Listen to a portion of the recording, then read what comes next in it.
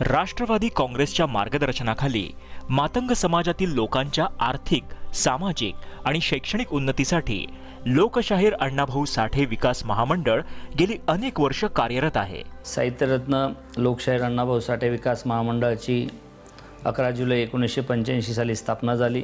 गेल्या 29 वर्षामध्ये या महामंडळाच्या माध्यमातून मातंग समाज आणि तत्सम पोटजातींना जवळपास 325 कोटी रुपयाचं आम्ही कर्ज वाटप करू शकलो।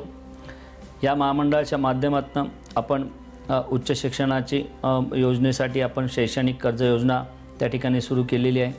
महिलांच्या सबलीकरणाकरता आणि सक्षमीकरणाकरता आपण महिला समृद्धी योजना नावाची योजना आपण त्या ठिकाणी चालवतो।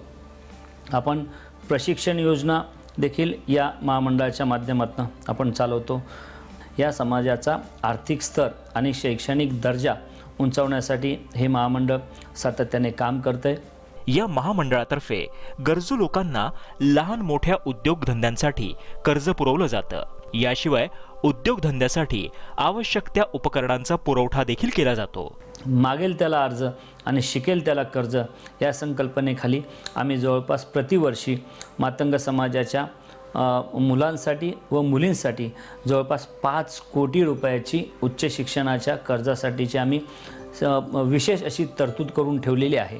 महाराष्ट्राच्या राजकारणामध्ये ज्या पद्धतीने आज महिलांचा सहभाग वाढतोय, विकासाचा नवा पत्ता, अर्धी महिला अर्धी सत्ता, तर या विकासाच्या प्रक्रियेमध्ये 50% असलेली ही महिला, ती मागासवर्गीय महिला देखील असली पाहिजे।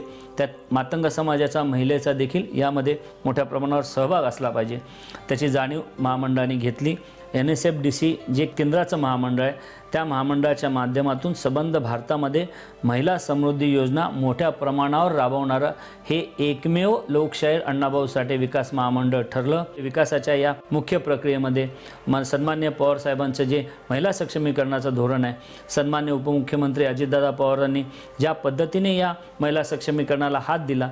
मी अपंग आहे। मी मुंब्रा तलाठी समोर एक PCO चालवत आहे। त्याच्यासाठी मी कर्ज मागणी केली होती 2 वर्षापूर्वी। आता 1 लाख रुपये आम्हाला मंजूर केले आहेत। ते मी झेरॉक्स मशीन घेईल आणि त्याच्याने व्यवसाय वाढवेल। राष्ट्रवादी काँग्रेसचे रमेश कदम यांच्या अध्यक्षतेखाली मातंग समाजातील गोरगरीब तसंच गरजू व्यक्तींसाठी या महामंडळाने नेहमीच मदतीचा हात पुढे केला आहे। हे महामंडळ महाराष्ट्रातलं पहिलं मागासवर्गीय महामंडळ आहे जे ISO 9001 आहे। या ठिकाणी मला मुद्दामून सन्मान्य उपमुख्यमंत्री अजितदादा पवार साहेबांचे विशेष आभार मानावे लागतील, कारण अडगळीत पडलेलं हे महामंडळ एक छोटंसं महामंडळ, परंतु ह्याला मोठ्या प्रमाणावर या महामंडळाला भागभांडवलाची तरतूद करून दिली।